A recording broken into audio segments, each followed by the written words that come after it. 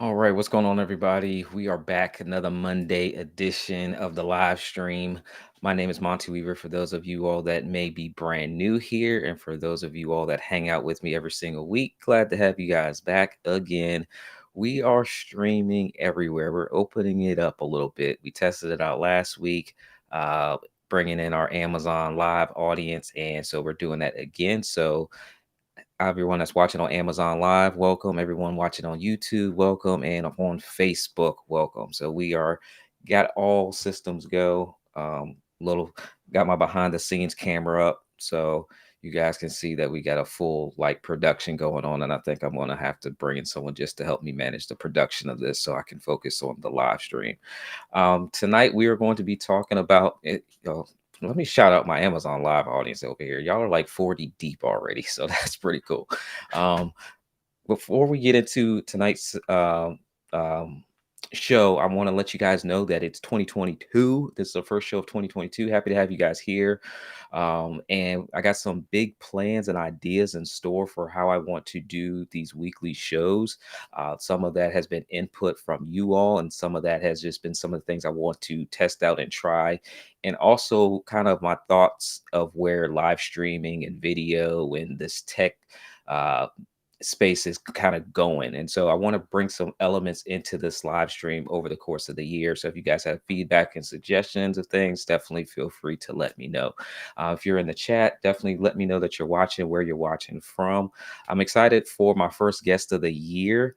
We're going to be talking about one of the things I want to do specifically for the show is improve my overall branding and my overall graphical look and everything that goes along with it. So as you guys have probably seen over the last 4 months here, I've been using one of my favorite platforms called Melon to go live, and so they've been a great sponsor of the show. But one of the things I want to do is kind of bring in some more of the visuals to make it really look like one of those production shows that you guys may see on TV. So that's kind of where I want to go. And one of the people that I personally reach out to, and one person that I follow a lot of his content around graphics, is Bradley Vinson, aka Bradley Teaches. So he is my special guest tonight. So if you guys have questions as it relates to graphics and branding, you want to make sure that you're paying full attention tonight and make sure that you post those questions in the comments section.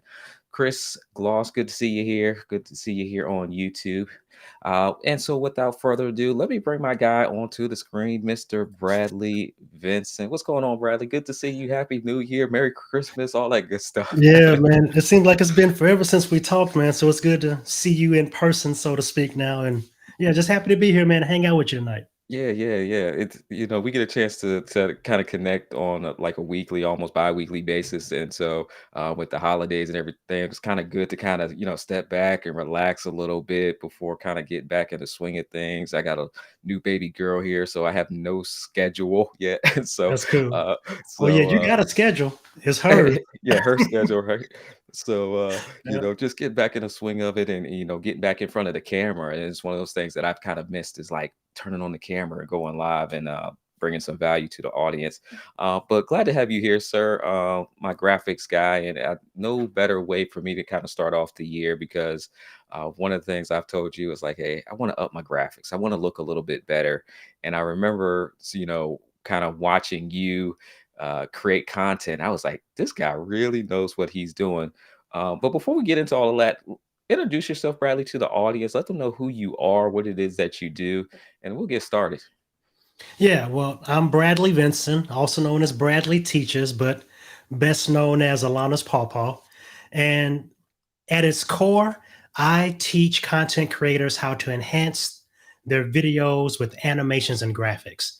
And usually use Keynote or other free or very cheap software packages.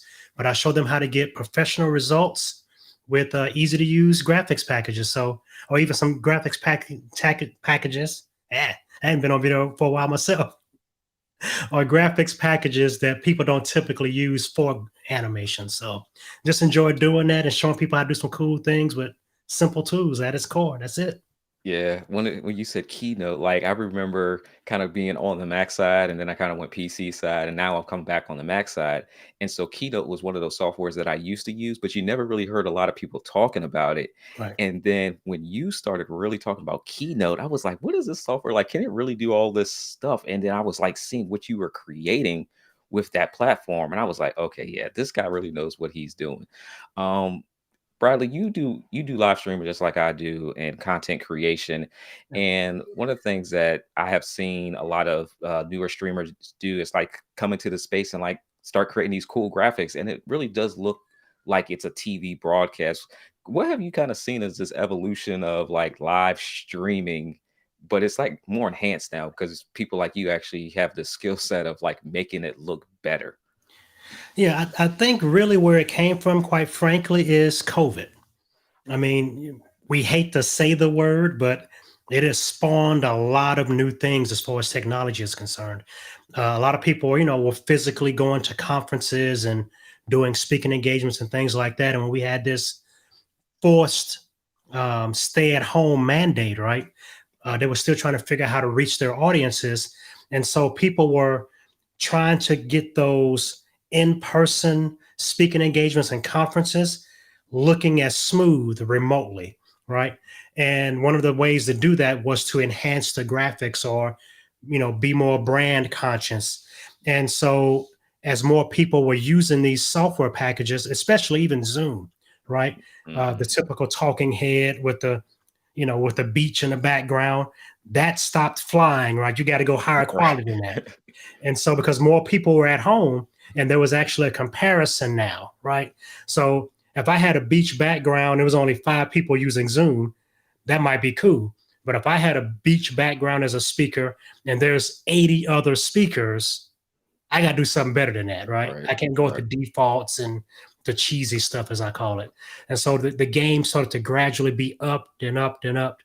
I mean, including microphones, cameras, better lighting. So all those things have kind of evolved over the past roughly 2 years.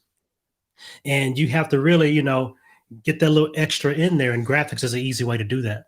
Yeah, and there's so many programs now popping up too that makes it easy, right? Like I used to use one called Design Bowl for the longest time, and then I know Canva is like one of the most popular platforms out there. So Right. I feel for my graphic designers, my hardcore graphic designers, because my sister, she's one of them too. And then you have all these platforms coming out, they kind of it's another avenue for people to kind of go to, which are and they're great platforms, but I still find that people like yourself just have this visual eye because the templates look good, but like someone like yourself knows how to kind of enhance those templates. And so, when I'm kind of looking to upgrade, I'm like, where can I kind of stand out a little bit better than someone else? Because you go to YouTube, you can kind of tell, oh, they used a specific template with that Right. was in that program, and you can just tell. But do you think there is a value in standing out above templates, or like how do you feel about templates in general and just a little bit more on top of that? Yeah, and not to be snobbish, I mean, but years ago, I mean, because I've been a graphic designer, multimedia designer for nearly 30 years. And I remember when the desktop craze came out, right? And you had secretaries and assistants now making brochures and magazine ads for businesses. And as a graphic designer, that kind of irked me at first, right? I'm educated, I'm talented, but now you got all these little software packages where people think they can design. And I've kind of gotten over myself with that. There's room for everyone to do everything. And some people are just straight up DIY people, and that's cool. I don't knock that.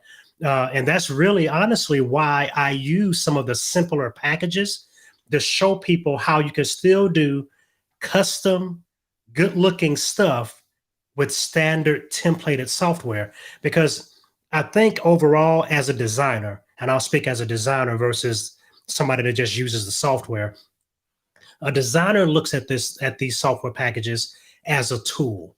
It's no different to me than a screwdriver or a hammer or a pencil. I'm going to make that tool do what I want. That's what Hmm. makes me different than another person that just says, "Oh, give me the blue one," and the animation comes in from the right, and I got to use this font. I'm cool, right? That's the difference. I mean, I can jump in Canva or Keynote, like I usually do, and you don't know it came from Keynote. People Right. thinks it, might think it came from Final Cut Pro or whatever else, right? And I'm like, no, that's Keynote. Oh no, it's not Keynote. Yes, it's Keynote, right? And so I think that's the kind of edge that I have and other designers have that the typical user might not have. But the software packages do, reduce that barrier to get some quality stuff. But a Mhm. lot of times I can tell Canva from a mile away. Honestly, I can tell Keynote from a mile away when somebody doesn't really do the little extras, right, to make it stand out a Mhm. little bit more. So, yeah, but I think that's the edge. The software is good, but I think that little edge of being a designer and having the experience and walking in saying, this is a tool. I'm not going to let you spit something back out at me. I'm going to make you do something that I'm thinking about is the Right. difference usually. Yeah, yeah, I like that.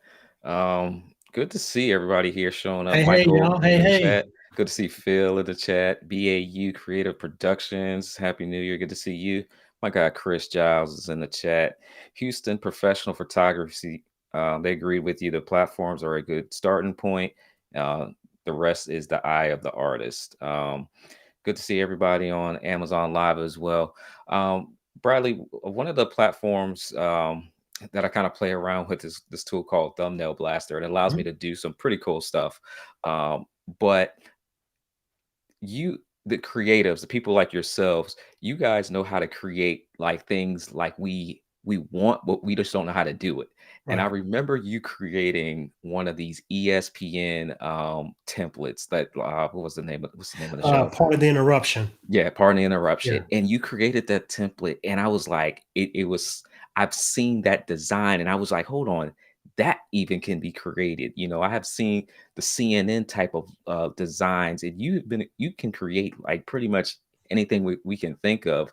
Um, I want to let people know, like, you guys got to check out Bradley's YouTube page because he walks you through this as well. Hence, Bradley teaches. So if you want to actually learn how to do it, but sometimes I find it just faster to do it or have someone else do it because you actually like you taught me a lot about like the bugs and all these other little things that you don't really think of. You see it on TV, but you Right. don't know that you actually need it. Can you kind of talk about some of these extras per se that sometimes get overlooked? Yeah, I mean, graphics are to enhance the content that you already have. And if anything that people need to remember, I'll say this, and I used to tell people when they make logos, right? If your logo doesn't work in black and white, adding color is not going to help it, Mhm. right? So if your video is bad, adding a graphic ain't gonna help it, right? So if your content is good and you just need something to enhance it, graphics are awesome for that. But one of the simplest things people can do is add a logo bug. In the industry, it's called a logo bug. Some people might call it just a logo or that little graphic you typically see in the bottom corner of the screen. If you watch any TV station long enough, you're gonna see a logo bug, but Mhm. they're almost unconscious to you, right? Because they're like kind of a translucent white.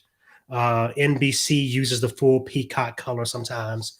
HBO, right? And it's telling you who that video belongs to, but it's not punching you in the face. And Mhm. those logo bugs are great for that. As you see now, I have a permanent logo bug right now attached to my back wall, and I actually have it velcroed on where I can pull it off and put up my BV back there, right? And so Oh, I'm nice. always branded. So no matter if you take 2 seconds of this video or 3 minutes of this video, you're gonna know who it belongs to because you see my logo bug on it, right? Yeah. And that's the key to it. And it's so simple. A one or two color version of your logo, one color preferable. But just even type, right? I could just put Bradley Teaches in the corner, right? Mhm. So that's that little logo bug that's going to identify that video as belonging to you. But that's the simplest thing anyone can do, and it goes. I mean, it's worth its weight in gold, right? Yeah. Based on the effort you put into it. Yeah. Bernard, I can't remember if I shouted you out, but I got to make sure I shout you out because I keep seeing this big orange super chat on YouTube. So I got to make sure I shout Yeah, Bernard out Brene. Yeah, appreciate that. because I Bernard think she always did shows that up. on my channel, and I didn't even know that I had super chats. So So that was pretty Renee cool. But is thank you so always showing up supporting. I always appreciate that. showing up. Yeah. And then on Amazon Live, we got Miss First Lady Andre, and then we got Marcus with the follows on Amazon Live. Appreciate you guys. I definitely see everything that's going on, y'all. So my eyes are scanning back and forth across everything that's here. Um, Bradley, Bradley, and I'm going into branding. Can you give me your definition of branding, Bradley? Because I've heard graphics and pictures and images and Yeah. logos and everything, but branding is different. Can you give me your definition of branding and what people should be thinking about for this new year? Yeah. To me, branding is at its core. Branding is just identifying the content for who owns it, right?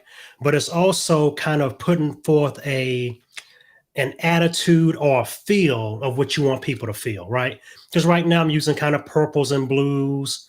Blue means, confidence and stability and stuff like that, right? So all those things kind of go into your brand. And quite frankly, I'm gonna let you guys behind the curtain a little bit. My logo has glasses. I don't really need glasses sitting this close to my camera because I can see everything. But right, to stay on brand, I bought me a pair of lenses to look like I'm wearing glasses. And so all of that is the brand, right? The kind of regular guy. Um, I'm a teacher. I love to teach, and just plain kind of guy, right? And so all those things roll into the brand. The color, the feelings you want to evoke, the graphics, all those things are your brand. Because when I want to be Bradley Vinson, I'm not going to be wearing this shirt or whatever else, right? But I want to be Bradley Teaches. I got the black rim glasses. I got the logo bug. I got my colors. And so all those things go into your brand. So it can be graphic sense, but I think it's the overall package of you trying to evoke an emotion and a feel for your audience. So Yeah, it's all yeah. those things. Yeah, I remember a buddy of mine, Les. He's actually in our MMC community, and he was talking about the colors and the psychology of just colors in general. So people that are, in that phase of branding or rebranding is something to think about. And I even saw something come out here recently on social media, like the big the tech companies and how their logos have changed over the years, and that basically the messaging was Right. changing over the years. So it was pretty interesting to kind of look at that post. Well, the thing about it, you're telling your audience something, whether it's intentional or not, Yeah, yeah, right? And so you need to get in front of that and be in control of what you're trying to tell them visually as well as what's coming out of your mouth, right? So you have yeah, to really be in front of that, be in control of that. yeah. Miss Deidre, good to see you here on Facebook. Ron Wilkerson is watching in on. He's like watching on both. He said 100% agree. Uh, it's always fun. I appreciate y'all that watch on both because sidebar, I do that sometimes too. So any of you guys that live stream, like there's a couple people like I'll pull the person up on YouTube and I'll be watching them on Amazon Live. I'm like, why am I watching them in two places? So, Right. but I appreciate you guys because I've done that I before. think it's kind of the tech in you too, making sure none of them are broken, Yeah, that's everything's it. up and running, so yeah. Yeah, especially when you got all these buttons that you got. It's like we create more work for ourselves sometimes as live streamers. Yeah, we do. Houston Professional Photography piece says 70 people on Amazon Live outstanding. Yeah, Amazon Live is one of my favorite platforms to live stream to, and that's one of the things that we're going to be testing out more this year. Um, I have to make sure that we talk products on Amazon Live, so we are going to do a rapid fire Q&A of Bradley's products, like his must-have products.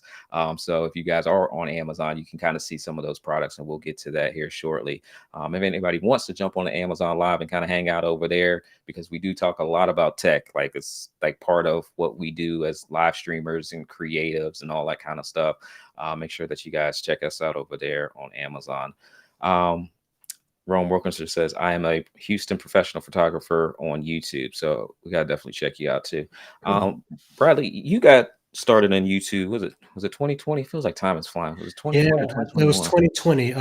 I started my YouTube channel on my anniversary, June 20th, 20. No, I mean, was it 2021? I think it was 2021. I hadn't had the Okay. YouTube channel more than a year. Okay. Okay. Yeah. And you started putting up these well you first you started teaching in these Facebook groups. You started Yeah. like sharing your knowledge there. Well, it was pretty crazy. It was just kind of, COVID boredom.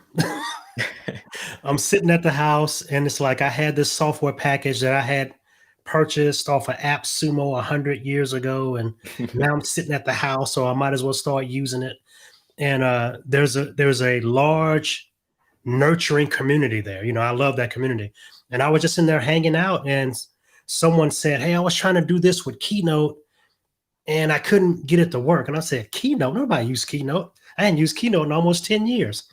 And so I jumped on Keynote, figured out their problem, and made a little video. I said, "Oh, this is kind of fun." So I made another little video and another little video, another little video. And not long after that, Bradley Teaches was born inside the group. Because I was just Bradley teaching stuff, right? Right. And then as time went on, I came across Monty. This is, when did I meet you? It wasn't too, Yeah. Somewhere 2020-ish, 19. somewhere in Yeah. one of these groups. Because it was after COVID, whenever Yeah, it yeah. was after COVID. And after COVID started. And I remember seeing a post from you that said, "I am leaving Facebook and going to YouTube because nobody can find my videos on Facebook." And I took that to heart and made a YouTube channel. Yeah, And pretty much the rest has been history from there. I mean, I started doing digital products, did a couple of webinars and courses, and just kind of started rocking and rolling from there. Yeah, but yeah, it was I literally have a community created business. I was just helping folks with a problem that they had, and they decided they wanted to start paying me for it. yeah. Is So I that started correct? doing more and more, and yeah, the rest The is history. power of video. Yeah, you guys, if you have not turned on this video camera, I'm gonna keep harping on it all year. Turn on this video camera, and put your knowledge out there because people will respond to it. I've got some questions coming in, Bradley, off of the Amazon Live side, so I want to make sure we get to these. Okay. Marcus says you spoke about the free options like Canva, but what about the free versions from Adobe? I haven't run into any free Adobe stuff. The only software that I've seen that kind of rivals Adobe is Adobe Photoshop. There's a web-based version of an app that's called Photopea, and it's not made by Adobe, but it's very Photoshop-like. That's pretty much the closest thing to any Adobe product that I've seen that's web-based or free. Because I have the Adobe suite, and quite frankly, because I have the suite with all the stuff in it, I'm not really sure what they have for free and what's not. You know what I mean? Because I Mhm. have everything, so I'm not sure which individual little apps may be free out there somewhere. Um, yeah, but I don't think Adobe has free stuff. Okay. Another question from Lori. What's going on, Lori? I remember you from another live stream popping in here. Lori says, "What is your take on lower thirds?" Now, Lori, I would have some lower thirds, but I had to switch platforms, so I don't have my lower thirds tonight. But I would have lower thirds on here. But Yeah. Bradley, I'm gonna let you take that question. Yeah, I love lower thirds. Lower thirds are great for following up content that you may be saying. So I might say, "Hey, I'm Bradley of Bradley Teaches. Drop by my website, blah, blah, blah, blah, blah." And I can put my website in a lower third. Now, here's a misnomer or a definition I want to give you of what a lower third really is. A lower third is a position on the screen. It's not necessarily a graphic, even though people call it a lower third graphic, because I can put that graphic anywhere on my screen, right? Lower third means it's in the lower third of my screen, but I know what you meant. Yeah, so I usually use that graphic to re-emphasize something I'm saying. Sometimes I'll have a call to action in it, where I'll say, it might just say Bradley Teaches, then it might say bradleyteaches.com, then it might say buy me a coffee slash whatever if people want to give me some money, or so it's like a little call to action like that. I think it's great as long as it's enhancing what you're doing. Like I said, it's not the core of what you're doing, it's enhancing your content. So yeah, Hmm. so I like lower thirds. Yeah, you hit it. It's like that. It's the enhancing part of it. Yeah. What you guys don't know yet is that Bradley's gonna be working on my graphics package for the show. So you guys are going to be starting to see like this custom graphics for the show. because it's one of the things that I really want done, and I want it done right. Because I've tried in the past. If anybody's followed me over my live streaming career, matter of fact, I was going through some old files, Bradley, and I saw this video I did like in 2017. I had like lower thirds, like it was my version of it. Like Yeah, I yeah, was it's ahead all of my good. time. There was a whole bunch of people doing live streaming and had custom, but I was like looking at it now. I was like, ooh, that needed some work. Bradley's gonna be working on that for me. Let me see here. I did see a follow up from Marcus. Marcus said Adobe Spark is a free app. Do you use any app base? I know you're heavy on the you know. Yeah, I'm heavy on actual software because I don't like to have any hindrances between me and doing my graphics, like, internet account that might go down. I use Canva. I've used Spark. Now, I'm a straight shooter. I'm Bradley Teaches. I've used a bunch of stuff. Apps like Spark, it doesn't have good editing where I can say, hey, I want a box that's this size. I gotta really fight with it and do different stuff. Um, so I've used it. I haven't used it extensively to the point of making video graphics with it. Um, I mean, frankly and personally, I love Keynote. Canva is good. There's a program called Easel that's pretty good. There's a lot of them in that kind of Canva genre that are pretty good for making graphics. But essentially, if you're gonna, if you have something that can make a PNG graphic, you're good. So use what you're comfortable with. As long as it can save it as a PNG file with transparency, you're good. All of them might not be able to export animations, but at minimum, you can do a logo bug or something like that. So it's kind of like what you're comfortable with and what you can make your software do. Like I said, it's a tool.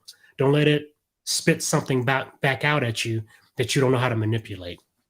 Yeah, you guys make sure you check out Bradley's YouTube channel, Bradley Teaches, on YouTube. Do a search, he'll come right up. Um, because Bradley, I know that you've done a lot of videos where you've actually like walked through specifically how to create some of these graphics. So you guys will find a lot of value there. Let's see here. What else we got? You guys are it, something about bringing in the Amazon Live audience. Last week, I noticed this huge uptick in like all my platforms. I don't know what it is about Amazon, but like Amazon like just brought everybody to the show tonight. They're I think we ready. have They're ready. yeah, we have over 100 people watching live. So it's a little bit different experience trying to moderate all the comments, but I'm happy to see all the comments because how many of y'all have started with zero? And those of you that started with zero, I definitely encourage you to keep going because you will get more than zero viewers and comments and all that good Yeah, stuff. Geraldine, good to see you, Geraldine. She says, hello, I love Bradley Teaches videos. I've learned so much. Um, appreciate it.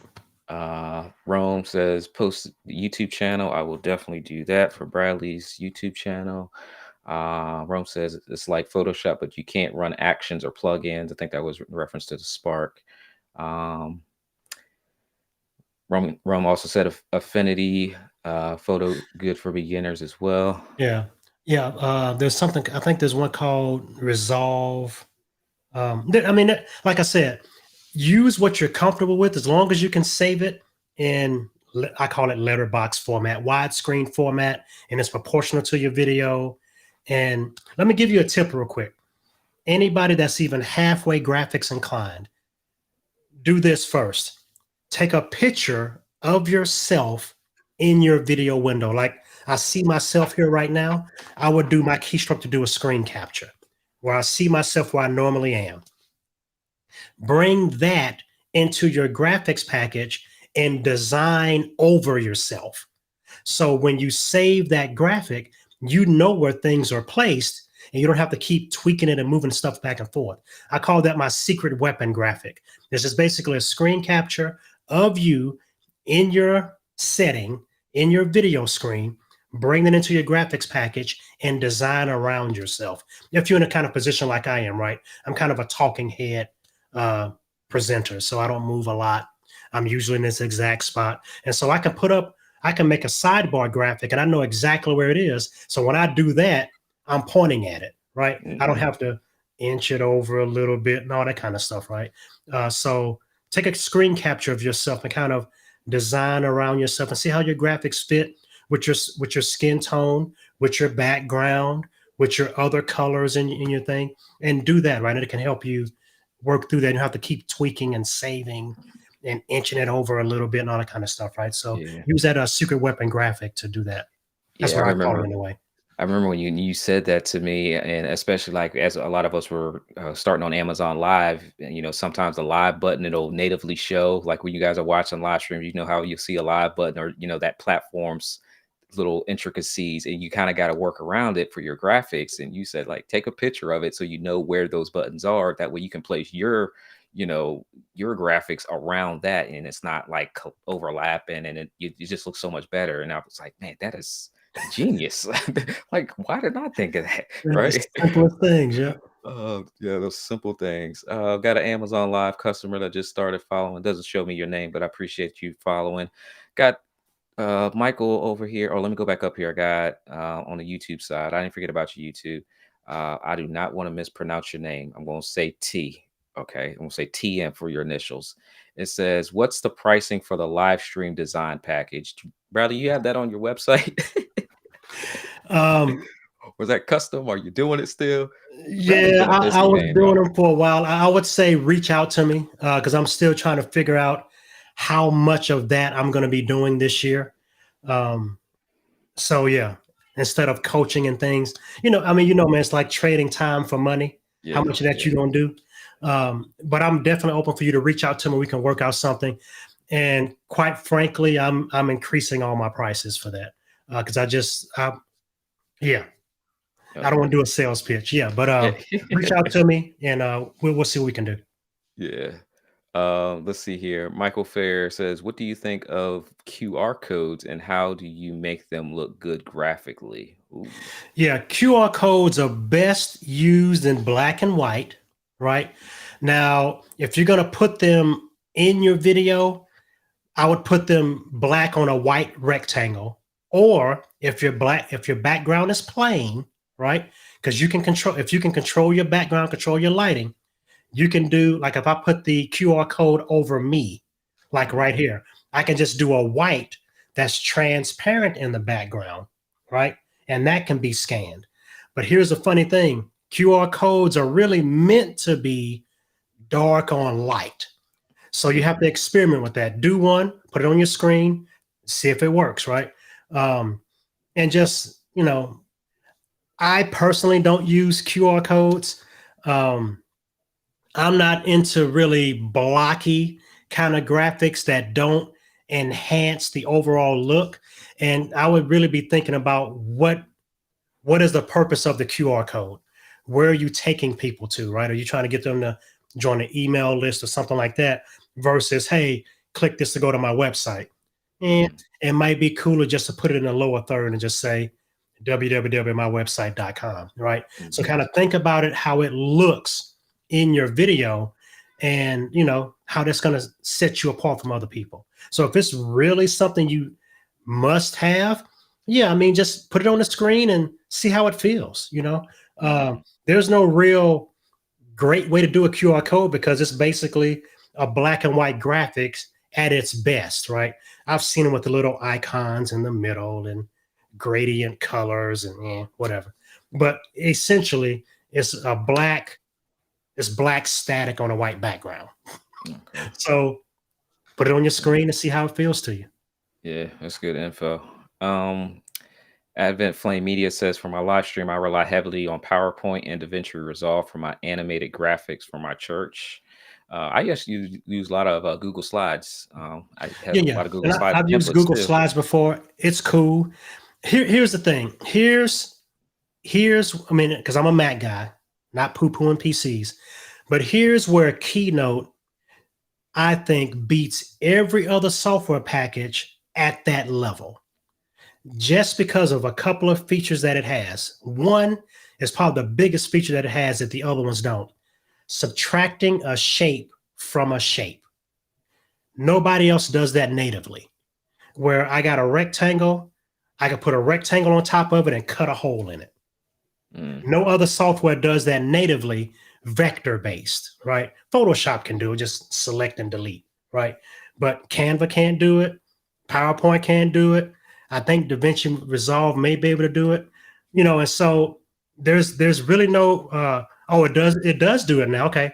So I just got corrected. So PowerPoint will Oh, cut a shape from a shape. Now, I know you can export and have the shape not be there.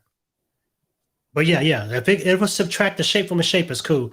I think the PowerPoint animation sequence is a lot more daunting than the keynote animation sequence.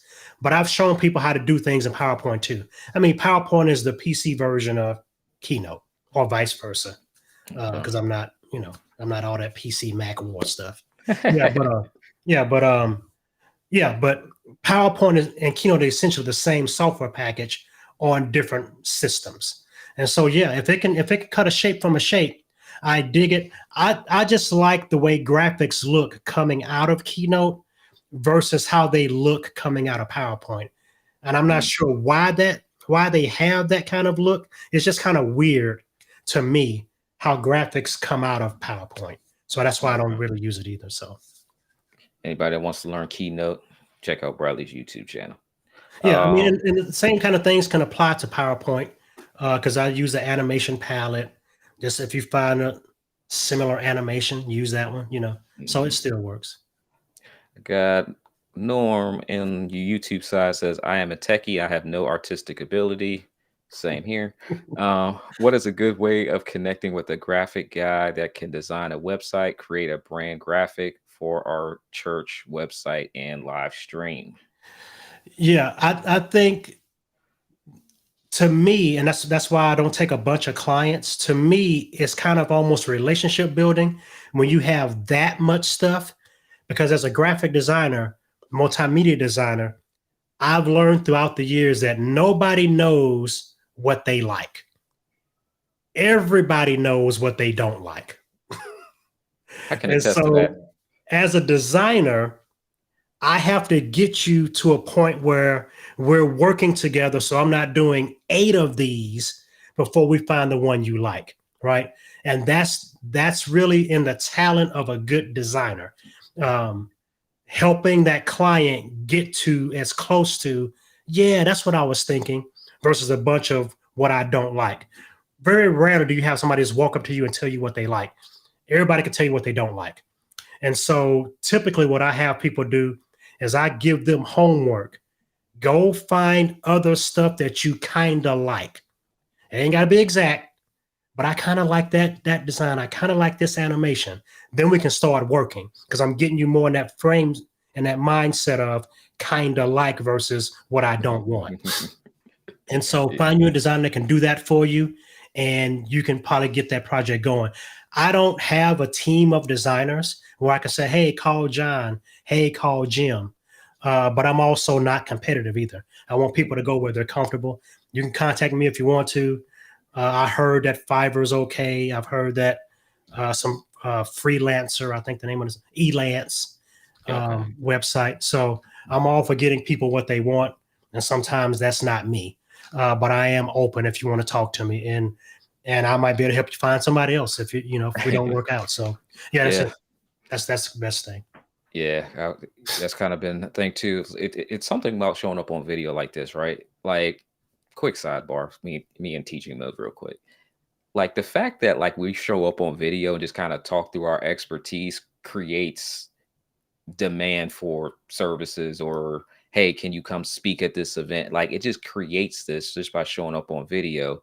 And I know for me, like turn down, or I'll refer a lot of projects off now just because I just can't handle the demand as much as I would love to work on certain projects. Just there's not enough hours in the day.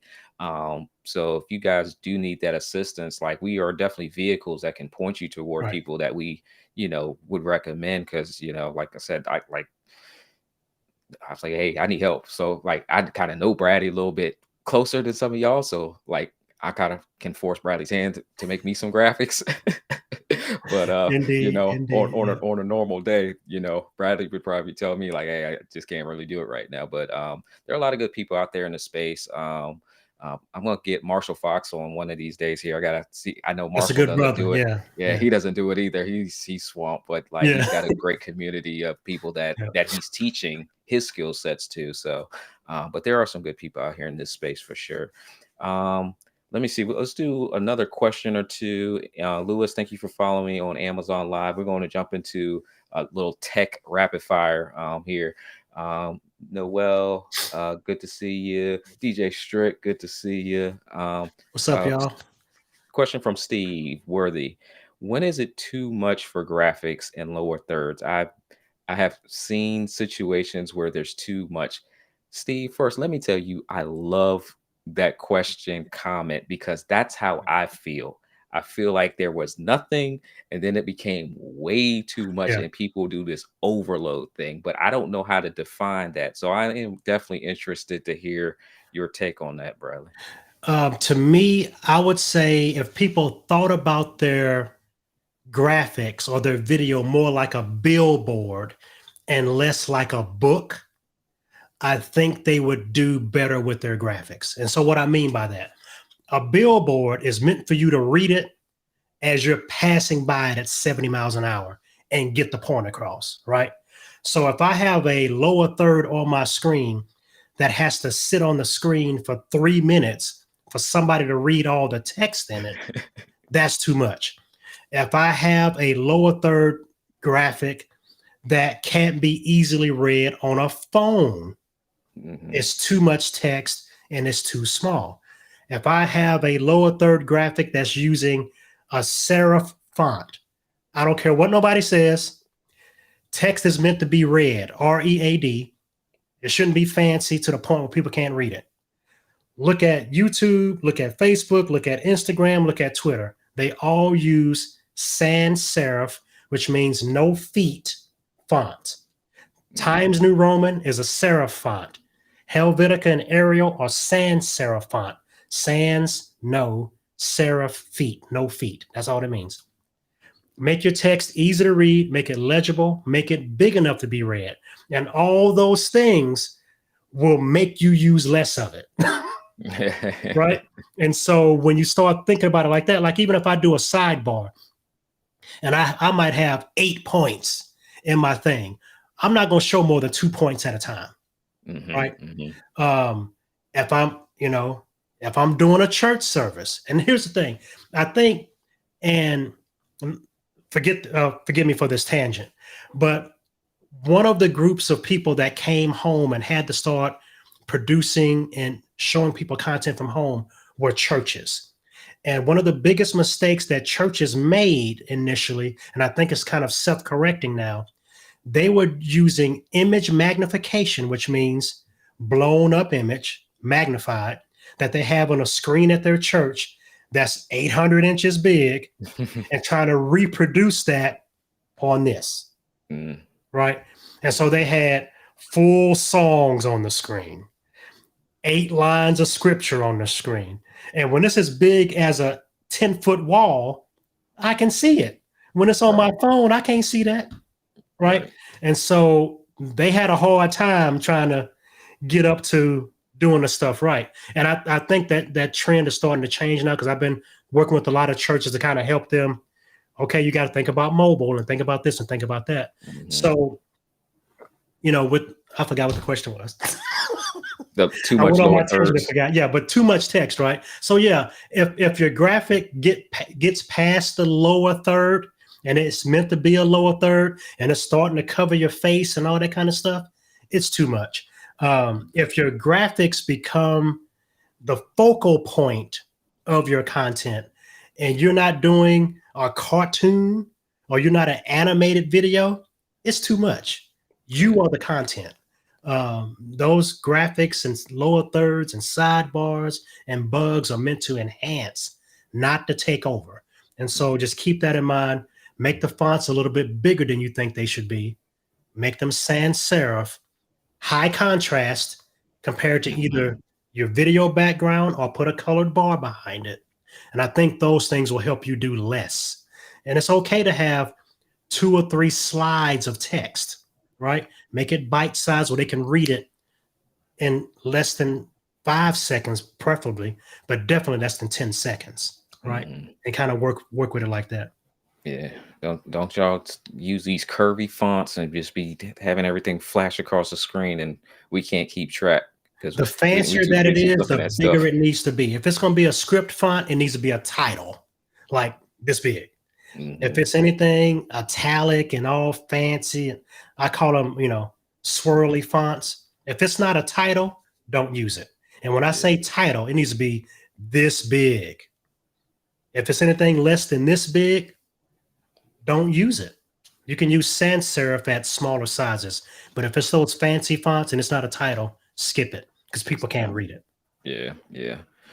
Bradley, let's jump over here to some rapid fire. Let's talk a little tech, the Okay. graphics person. So we gonna introduce this new segment, y'all. I want y'all to let me know for two reasons. One, because I'm a techie, so I kind of like to know what people use and what they like. And two, because we're on Amazon Live and we got to make sure that we talk some tech stuff. Because now that I see that Amazon Live audience is showing up strong with like 80 some people here, we got to make sure that we shout out to Amazon Live folks.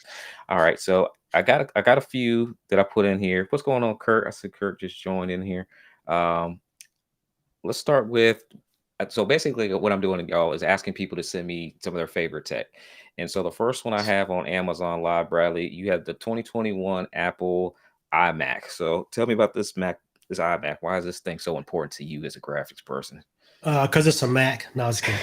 And, I mean, I've been a Yeah, Mac user since Bradley the started the debate, yeah. y'all. I've been a Mac user since the 2CI, monochrome screen, the whole nine. And honestly, back in the day, if you were a graphic designer, all you really had was Macs. Macs were made for designers because they wasn't programmers and stuff, right? But I love this 2021 iMac with the M1 chip. It's smooth as silk. It's fast. It's great for my graphics and for my video, and it just looks cool on my screen. I got the blue one. I'm digging it. Now I don't have the big monster, jumbotron screen like you, Monty. So I have another 27-inch monitor to go with it. Yeah, but I love it.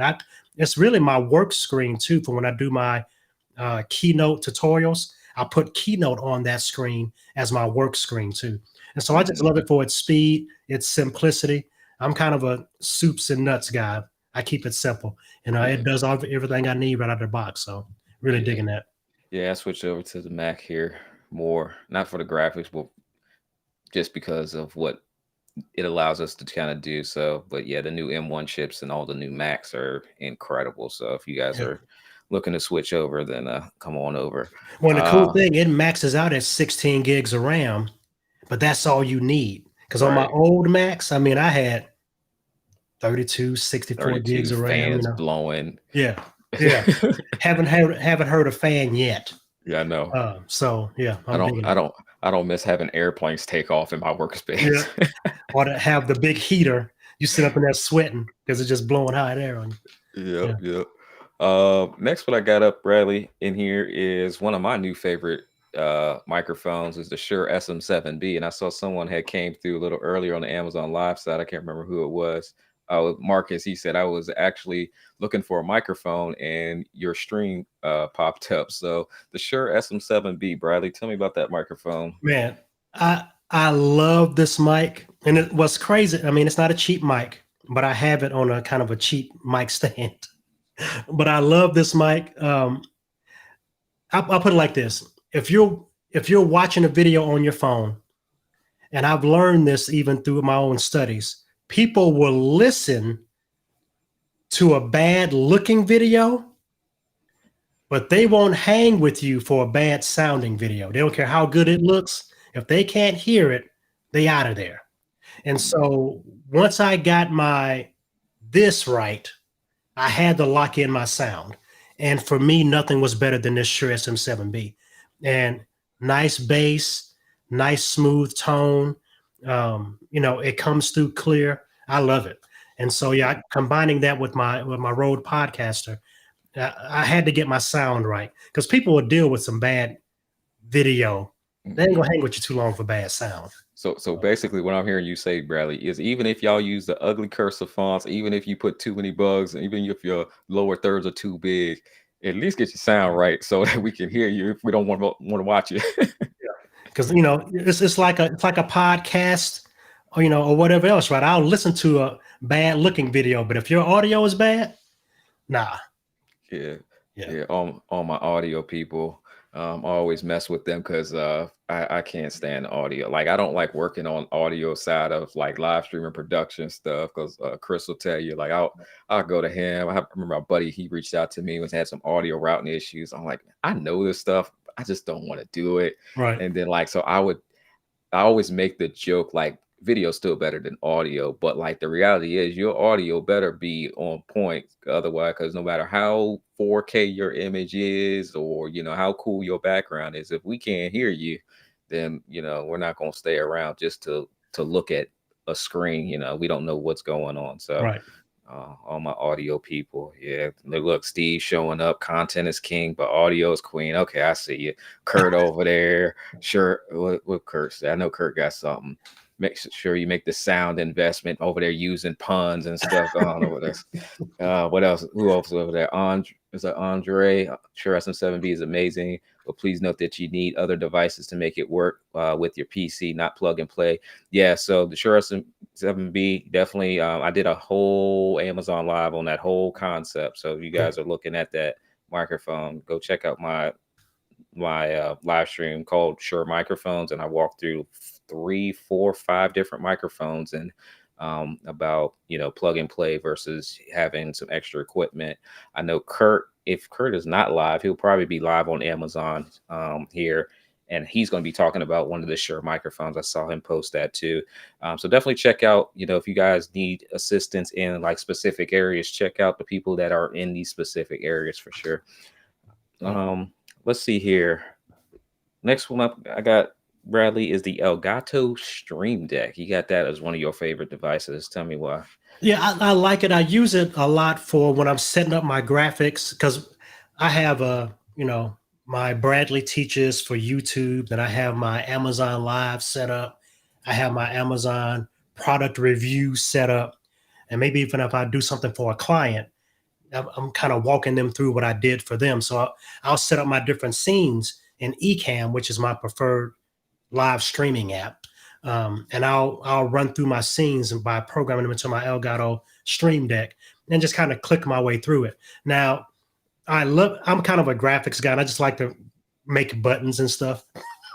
So in the bigger scheme of things, my Stream Deck can become a paperweight at times, and I might Hmm. not use it for weeks, but then it might be a month when it's like, okay, I'm programming that bad boy and doing all kinds of stuff. Now I don't have the big huge one. I'm using the 16 button model. I think it's 16 buttons. Yeah, three rows of six. 18. 18 button model. Um, well, no, 15 button model, 5x3. And the cool thing about it has folders. And so that 15 buttons Yeah, is multiples of that, right? I don't need to get the one yeah, that covers my whole desk. Some people like the big, huge Excel version. I like the 15 button version and just make a new folder and kind of keep it rolling from there. But I just like the idea to be able to program that. And I can keep contact with my screen and I know it's the third button is the next thing, right? So I can press a hmm, button while I'm looking at the screen here. And it's like I have somebody doing it for me, right. right? Because the keyboard's not clicking. I'm not trying to do that and have a bunch of shoulder movement. I just go over, I just reach and I keep my hand laid on top of it and I press my way through it. So yeah, I like the Stream Deck for that, just the smoothness of it and being able to program all kinds of apps. But I use it mostly for my live streaming. Yeah. Y'all ever have somebody talk about you to your face and they don't realize they're talking about you? Bradley, look, my stream deck is sitting here, and I don't know if you can tell, but like none of the lights are lit up because I am so lazy on getting this thing programmed the way I want because I can't get my workflow down because I don't want to program it and then not have my workflow together Right. because I actually use it a lot for I used to because it's not programmed at all right now, like a lot for my quick keys for like websites too, because there's some websites I go to all the time and I don't want to like go through my favorites bar because it Right. would be quicker to go there. And then I've also been using them for my lighting too, so I play with Oh some of the yeah. different Right. types of lights and I have it programmed in the stream deck and I'm like, boom, this is change it to red, change it to yellow, just with a punch of a button. And they got a lot of apps now in the Stream Deck Yeah, they have a software. lot of add-ons now. Yeah. Now some of them are not what am I trying to say? Some of them are desktop specific. Hmm. I guess maybe because that desktop might have that function that the Mac might not have, because it's a Hmm. couple of functions that because I did a Stream Deck tutorial and I was trying to show somebody I'm like, the button disappeared, but I forgot I was on, I wasn't on that app. So yeah. Yeah, yeah. I've experienced that too, going between PC and Mac. I'm like, hold on, I thought I had something there. And it's like, Right. okay, that's very why. Thank you guys for following over here on Amazon. Thank you guys for hitting the like button on YouTube as well as you guys are watching this. I see Rome had put in here the Rodecaster Pro is a must have, and I know so many people use that device as well. I haven't quite added it into my setup. I probably will. I'm Yeah. trying to get a brand deal, Bradley. I'm trying to have Yeah. Rode talk to Tascam and like, hey, which one of y'all wants to do this? So we'll see. I'll have something on my desk. I don't know which one it'll be. I don't care as long as it functions the way I need it to Right. function at the end of Yeah, the day. I'm rolling with the road myself. I dig it. I'm kind of a plug and play guy. I'm a nerd and I'm a techie, but I want easy. I want something I'm gonna Yeah, plug in, push up the volume, and you can hear me. yeah, And the yeah, road provides that. yeah. And yeah, so I really like it for that. And so yeah, I'm rolling with the road right now. Cool. Last one I got on here, Bradley, is the Pixel G1 RGB video light. Tell me about that because lighting gets overlooked sometimes. And I Yeah. remember someone said, yeah, you got to invest in your lights. And I got this big old huge soft box now. I got a light over here. I got this little RGB light kind of behind me, a little orange glow going on. I was recording some videos earlier today, but tell me about this light you got. Yeah, I'm actually running two of those. One of them you can see is that little purple hue at the bottom, which is coming from my side wall over here, pointing at it. And then the little yellow one is just beneath where you can see my shoulders sitting on the table, pointing up at my logo to add that little extra highlight. Yeah, but they're both RGB lights. They're not much bigger than my phone, and they can be programmed to any color in the rainbow. And sometimes I'll switch them out, but I have to remember my RGB setup. I take a picture of that so I know what color I had. Yeah, but I love them. And really, those are the only two lights I'm using in my room, other than a ring light right here in front of me, which people don't dig ring lights in a general sense. And because I'm wearing my fake glasses, as I told you guys before, I don't have a glare, so it's right in my face. Um, as I tell people, I'm pigment. What do I call it? Enhanced pigmented. So dark skin, right? So I have to have more light to light me Yeah, than people of different skin tones. And so yeah, so I use this ring light. It's not a hot light, it's a cool light. It's right behind my camera. And then I just have my two accent lights behind me. But the thing about lighting, you have to be able to control your space. hmm, Because if you got like that blue thing you see back there is a curtain that's over a window, and I have a hmm, blackout curtain behind that. So if I turn off my ring light right now, my other lights, it would be completely dark in here, other than yeah, my monitors lighting this room up. So you got to control your space before you start adding lighting to it, because you can have a nice soft box right here, but if it gets dark outside, it's going to change yeah, all of your, yeah, your auto contrast and ISO and all. So right now I'm in complete control of my lighting. And this is the look that I like for my lighting. So yeah, but it's part of, you got to control it. Get all the yeah. stuff you need, but you got to control it. So Cool. I see Michael here on Amazon. Appreciate you following Michael Moore. And then we got another Michael. He says, I teach online and good lighting is critical. Yeah. I was actually repositioning my lights here earlier because typically this light over here is like in the back, but I was recording some YouTube videos, so I've been moving that light around, and then I got this window over here that I work with sometimes, like I said, daylight. I gotta make sure these blinds are closed. I actually do have this blackout thing. I just haven't put it on out there because I actually do like looking out the window. So if I put it up there, I can't look out and see the trees and the birds. Sometimes they kind of inspire me a little bit, but being able to control your lighting is a huge part of it because you don't want to have to keep moving stuff around all the time to right. adjust for filming at 8 in the morning versus midday, and so that lighting could definitely change. um Bradley, I'm gonna take one more question. I saw one question had came through as we kind of wrap up um, from Beatbox Poet, and it says, in terms of workflow and graphics, which do you prefer, external storage or cloud storage? I use external storage. I like I said, I'm a nerd. I'm a tech guy, but I like all my stuff wired. I don't do much wireless stuff, Yeah. and I want my files sitting next to me in a little box. I don't have to worry about cloud. Some kind of connection don't work. It's coming over the air, and I got nah. I want. I have two external drives right here. One is backing up everything, and one is just an extra drive.